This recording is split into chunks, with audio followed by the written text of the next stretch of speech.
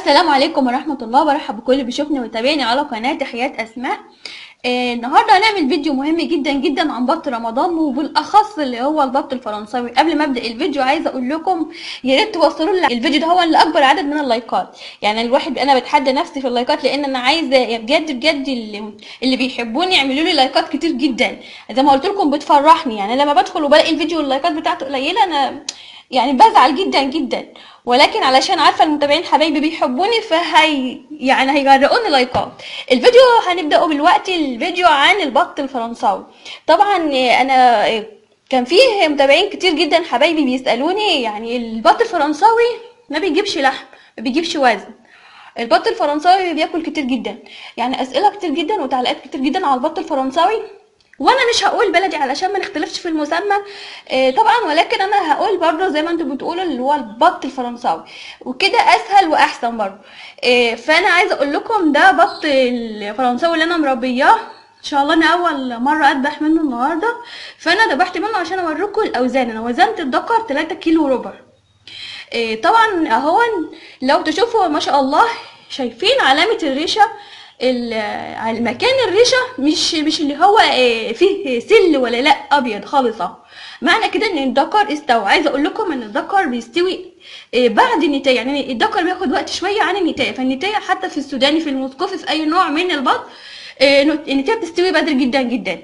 فانا من غير ما اشوف الريشه، انا على طول من شكل البطه كده تلاقي الريش بتاع البط، ذكر البطه او البطه مغرقها طويل جدا، وتلاقي البطه بتاكل وما شاء الله حجمها زايد. قبل ما تشتريها او قبل ما توزنيها تحسي ان خلاص البطه دي استوت وعايزه الاكل. فما شاء الله ذكر البط الفرنساوي انا ذبحته، وقبل ما اذبحه انا وزنته، ده 3 كيلو وربع. هتقولي لي طب عمره قد ايه؟ ده 4 كيلو 4 شهور ونص، بالظبط 4 شهور ونص. فالبط الفرنساوي ما شاء الله طبعا هو المفروض مده الدوره بتاعت 3 شهور. 3 شهور وقلب، 3 شهور وقلب، ان هو ما بياخدش وقت معانا طبعا، علشان في ال3 شهور ده لازم تاكليه جامد جدا بكثافه، تحطوا له الاكل بكثافه ومش اي اكل.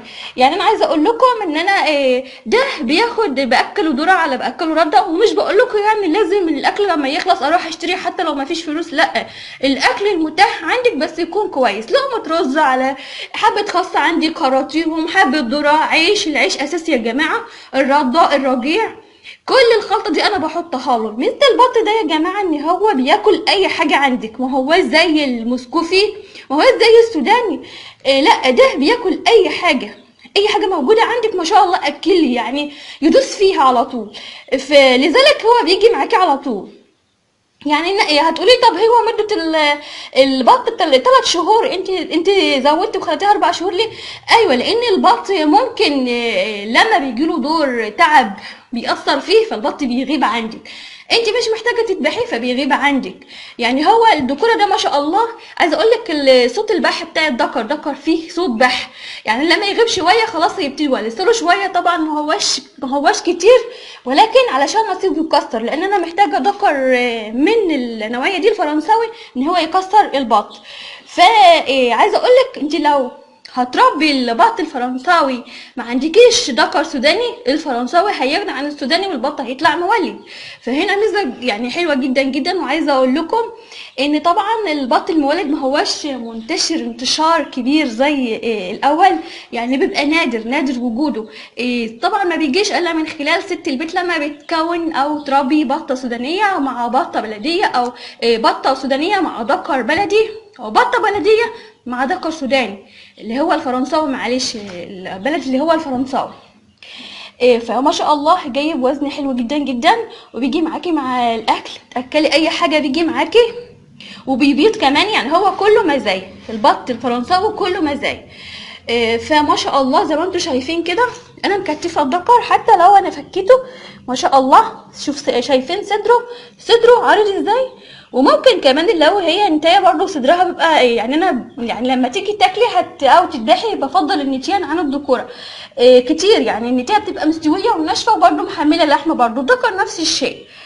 فما شاء الله البط حلو جدا جدا، وانا بشجع دايما على تربيته. ده كان الفيديو بتاعي النهارده. ما تنسونيش اللي ما اشتركش في القناه يعمل لي اشتراك، يعمل لايك، فعل الجرس. مستنيه اسئلتكم وتعليقاتكم على الفيديو. كانت معاكم اسماء منحت اسماء، اشوفكم بالف خير.